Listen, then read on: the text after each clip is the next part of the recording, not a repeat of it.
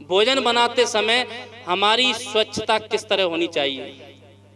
ये छोटी छोटी बातें हैं सत्संग से जो मैं आज आप लोगों को बता रहा हूं। कितनी माताएं हैं जो भोजन बनाते समय अपनी किचन को साफ करती हैं, अर्थात अपने जो भोजन में प्रयोग आने वाले बर्तन हैं उनको साफ करती हैं, बहुत कम। लेकिन आप जो भोजन में उपयोग जिस कपड़े का करती हैं, भोजन में कपड़े की जरूरत पड़ती है ना उठाने के लिए। कितनी माताएं जो अपने पतियों से बोलती होंगी कि मैं भोजन में अर्थात मुझे किचन में भोजनालय में कपड़े की आवश्यकता है, बाजार से एक बढ़िया मार्किन कपड़ा लाना नया। कितनी माताएं जिन्होंने बोला है, जरा हाथ उठाओ तो। आज तक कोई बोली है कि नया कपड़ा किचन में लाओ? तो कोई बोली है? क्या करेंगे नए का? बच्चे की चड्डी फट गई है। क्या करेंगे नए कपड़े का? पति की बनियान फट गई है। क्या करेंगे नए कपड़े का? लुंगी फट गई है। कब काम आएगी? ये भोजन में ही तो काम आएगी, भंडार में ही तो काम आएगी, किचन में ही तो काम आएगी। सबसे बड़ी गलती हम यही करते हैं कि भोजन में जो कपड़े का प्रयोग करते हैं, अक्सर फटा ब्लाउज, बच्चे की चड्डी और जो रिजेक्ट कपड़ा हो गया है, जिस कपड़े से हम अपने शरीर को ढकने लायक भी नहीं बचा है, जो कपड़ा अपने शरीर को जिस कपड़े से नहीं ढक सकते उससे हम भोजन ढक रहे हैं, उससे हम भोजन में प्रयोग ले रहे हैं। जो कपड़ा एकदम से फेंकने लायक हो गया है, जिसका कोई उपयोग नहीं है, उससे हम भोजन बना रहे हैं। क्या उस कपड़े से प्रयोग करने से हमारा भोजन शुद्ध रहेगा? जो एकदम रिटायर हो गया है उससे हम भोजन की शुद्धि करते हैं, उससे हम अपना थाली पहुंचते हैं। और कितनी माताओं की तो आदत होती है, अगर कपड़ा ना मिले और किसी अच्छे आदमी को भोजन देना है तो इधर उधर ताकेगी, जब कुछ नहीं मिलेगा तो इसी से थाली पहुंच के परोस देती है। धन्य हो। अब थाली पहुंचने से बाहर कितने बार तो अपना नाक पहुंची है, कितनी बार हाथ पहुंची है, कितनी बार बच्चे का मुंह पहुंची है, बच्चे की नाक पहुंची है उसी से। और कोई अच्छा आदमी आया है, संत आया है, श्रेष्ठ आदमी आया है, लो भाई तुम भी प्रसाद ग्रहण करो। ये क्या है?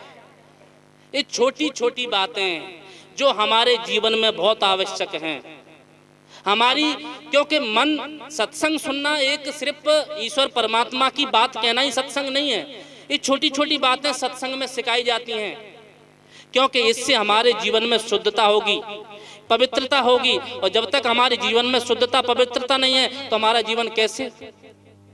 कितनी माताओं को देखते हैं हम लोग, छोटा बच्चा है और भूल से उसी समय माँ आटा गूंद रही है और बच्चे ने उधर में शौच कर दिया, लेटरिंग कर दी। दौड़ी दौड़ी जाएगी, आटा आधा सानी है, दौड़ी दौड़ी जाएगी, उसको संभालेगी, उसको साफ करेगी। अब वहां पर साबुन है कि नहीं है, कुछ नहीं देखती है तो दीवार से यह हाथ लगा के धो करके चल देती है अंदर। अब जो बच्चे की विटामिन, बच्चे का जो क्या कहते माल हाथ में लगा हुआ है, ना तो साबुन से हाथ धोए हैं, ना ठीक से मट्टी से माजी है, और जाकर के जो आधा आटा लगा के आई थी ना गूंद करके, दोबारा से फिर उसको गूंदना शुरू कर देती है। हाथ में क्या पहनी थी? छल्ला। बच्चे का साफ किए छल्ले में भी फंसा होगा और जाकर के आटे में भी धसा देती है उसी चीज को, और उसी विटामिन से रोटी तैयार करके पति, घर, परिवार को सबको परोस देती है। खाओ महाप्रसाद, आपकी बुद्धि बहुत तीव्र हो जाएगी, IAS बनेगा सीधा बच्चा। फिर वो बच्चा फिर बड़ा संस्कारी बनेगा, बड़ा महापुरुष बनेगा जो इस तरह की भोजन करेगा। कितनी माता हैं जो हमेशा भोजन बनाते समय भी हाथ में छल्ला या क्या बोलते हैं उसको, अंगूठी पहनी रहती हैं। कितने लोग हैं जो पहनी रहती हैं? गलत बात है, पहनना गलत नहीं है। साधु संत ये नहीं कहते हैं कि मत पहनिए, लेकिन ये ख्याल रखिए कि आप यदि शादी में जाती हैं, कहीं मेहमान बन के जा रही हैं, तो श्रृंगार करना गलत बात नहीं है। श्रृंगार करो, ये आपका अधिकार है। ये आपका जरूरी है, लेकिन भोजन बनाते समय श्रृंगार को रख दो किनारे। भोजन बनाते समय ये ध्यान रखो कि हमारा पवित्र शरीर भी होना चाहिए और पवित्र हमारा मन भी होना चाहिए, तभी जाकर के पवित्र भोजन हम ग्रहण कर सकेंगे। जो आदमी पवित्र भोजन करता है उसका मन पवित्र रहता है, जो आदमी गंदा भोजन करता है उसका मन गंदा रहता है। खाली जो आदमी मदरा पीता है, मांस खाता है, जो आदमी अंडा मछली खाता है वही अपवित्र नहीं है, वही व्यक्ति गंदा भोजन नहीं करता है। जो आदमी इस तरह से शुद्धता नहीं रखता वो भी गंदा भोजन करता है। आप भले वैष्णव हैं लेकिन आपके अंदर में शुद्धता नहीं है, आपके अंदर में स्वच्छता नहीं है, आपके अंदर में यदि साफ सफाई नहीं है तो समझ लीजिए आप उससे थोड़ा ही कम है। वो तो गलत कर ही रहा है, वो तो गलत भोजन ग्रहण कर ही रहा है, लेकिन आप यदि शुद्ध नहीं है, साफ सुथरे नहीं है तो आप भी गलत ही भोजन कर रहे हो। इसलिए सतगुरु ने कहा कि तन पवित्र सत्संग कर। गुरु कहते हैं कि तन पवित्र सत्संग कर, धन पवित्र कर दान, और मन पवित्र जब होता है उदय होए गुरु ज्ञान। अर्थात हमारे तन की पवित्रता हमें सत्संग से मिलती है, और तन की पवित्रता यही है जो अभी आप लोगों को बताया जा रहा है। तन पवित्र सत्संग कर, ये आपको बातें किसी कॉलेज में नहीं मिलेंगी। अब ऐसा नहीं है कि बड़ी कॉलेज में दाखिला ले लो, एडमिशन ले लो और आपको वहां पर सिखाया जाए कि आप इस तरह नहाओ, इस तरह कपड़े पहनो, इस तरह रोटी बनाओ, इस तरह भोजन बनाओ, नहीं सिखाया जाता है। लेकिन सत्संग में ये चीजें सिखाई जाती हैं। इसलिए कहा है कि तन पवित्र सत्संग कर, अर्थात तन की पवित्रता हमें सत्संग से मिलती है। सत्संग में हमें तन की पवित्रता के बारे में सिखाया जाता है। और धन पवित्र कर दान। धन की पवित्रता क्या है? मकान बना लेना धन की पवित्रता नहीं है, वो एक निवास है, एक जगह है, होना चाहिए, बहुत आवश्यकता है। साधु संत तो कहते हैं यदि आपके पास झोंपड़ी है और आप पैसा कमाने में सामर्थ्य रखते हैं, आपके अंदर में यदि सामर्थ्य आ गया है पैसा कमाने का, तो आप एक मंजिल की जगह 5 तल्ला का मकान बनाइए। खुशी होगी साधु को, खुशी होगी। आप दिनों दिन अपनी उन्नति करें। आपके पास यदि पैसा है तो अच्छा मकान बनाइए, आपके पास यदि पैसा है तो अच्छे वस्त्र पहनिए, आपके पास यदि पैसा है तो अच्छी गाड़ी पर सवार होइए, आपके पास यदि पैसा है तो अच्छे कार्य करिए, आपके पास यदि पैसा है तो आप संसार की जितनी भी सुख सुविधाएं, सारी सुख सुविधाएं लीजिए, कोई साधु मना नहीं करता है। लेकिन उसके साथ साथ एक काम जरूर कीजिए, तन पवित्र कर, यानी अर्थात सतगुरु कहते हैं कि धन पवित्र कर दान। आपकी संसार की भौतिक वस्तुओं को अर्जित करने से आपका धन पवित्र नहीं होता है। धन की पवित्रता किस में है? दान में। यदि आप दान नहीं करेंगे और आपका बच्चा यदि जुआरी हो गया तब, यदि आप दान नहीं करेंगे, आपका बच्चा यदि शराबी हो गया तब, यदि आप दान नहीं करेंगे, आपका बच्चा सट्टेबाज हो गया तब, उस धन का क्या होगा? वो धन आपको नरक का मार्ग दिखाएगा, वो धन आपको हमेशा दुख देने का काम करेगा। इसलिए साधु कहते हैं कि धन पवित्र कर दान। धन की पवित्रता यदि हमारे पास हमारी स्वयं के जीवन जीने की शैली से यदि धन बचता है, स्वयं के अर्जन से अर्थात अपने जीवन के यापन से जो धन बचता है उसका हमें दान करना चाहिए। यदि कहीं सत्संग होता है तो उसमें दान करो, यदि कहीं यज्ञ होती है तो उसमें दान करो, यदि कोई भूखा प्यासा है तो उसको दान दो, यदि कोई भिखारी है तो उसको 1 रुपए देने में कोई हर्ज नहीं है। कहीं ना कहीं अपने धन का उपयोग दान में करो, अर्थात धन का प्रयोग धर्म में करो। जो व्यक्ति अपने धन का उपयोग धर्म में करता है वो आदमी श्रेष्ठ होता है और उसी आदमी का संसार में नाम रहता है, वही आदमी श्रेष्ठ माना जाता है। मन पवित्र कर दान। मन पवित्र जब होता है उदय होए गुरु ज्ञान। यहाँ पर संत कहते हैं कि तन की पवित्रता हमें सत्संग में सिखाई जाती है। सत्संग से हमारा तन पवित्र होता है। धन हमारा पवित्र होता है धर्म के कार्यों में लगाने से, और मन पवित्र होता है गुरु का ज्ञान जब हमारे अंदर में उदय होता है तब। अब वो ज्ञान क्या है? वो ज्ञान है सच्ची समझ, वो ज्ञान है सत्यासत्य का निर्णय, वो ज्ञान है क्या करना चाहिए क्या नहीं करना चाहिए, वो ज्ञान है कैसे जीना चाहिए कैसे नहीं जीना चाहिए, वो ज्ञान है कि कैसे किसके साथ बर्ताव करना चाहिए कैसे नहीं करना चाहिए।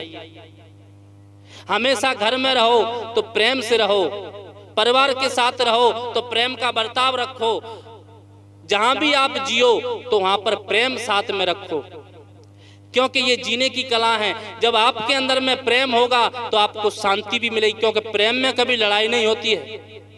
जो व्यक्ति प्रेम में जीवन जीता है वो कभी लड़ता नहीं है, और जो कटु जीवन जीता है, जो गाली का जीवन जीता है, निंदा का जीवन जीता है, चुगली का जीवन जीता है, वो निरंतर परेशान खुद तो होता है, दूसरों को भी परेशान करता है।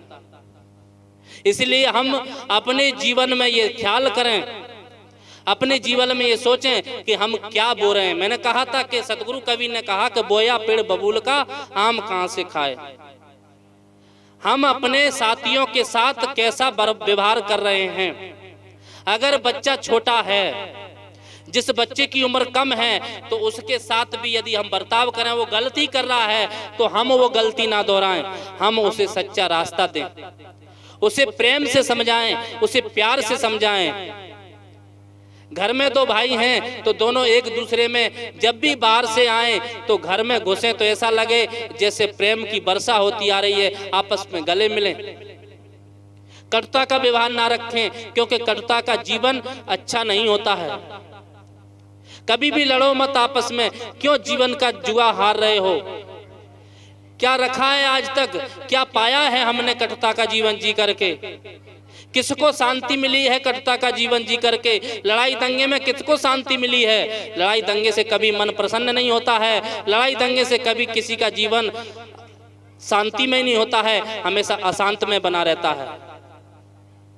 आपस में कभी मत लड़ो, आपस में हमेशा प्रेम का व्यवहार करो, और ये ख्याल रखो कि आप जब भी अपने जीवन में अपने इस मनुष्य के तन पा करके यदि आप प्रेम का जीवन जीते हैं, शुद्धता का जीवन जीते हैं, पवित्रता का जीवन जीते हैं, तो वह दिन दूर नहीं है कि आपको फिर शांति के लिए किसी मंदिर में जाना नहीं पड़ेगा।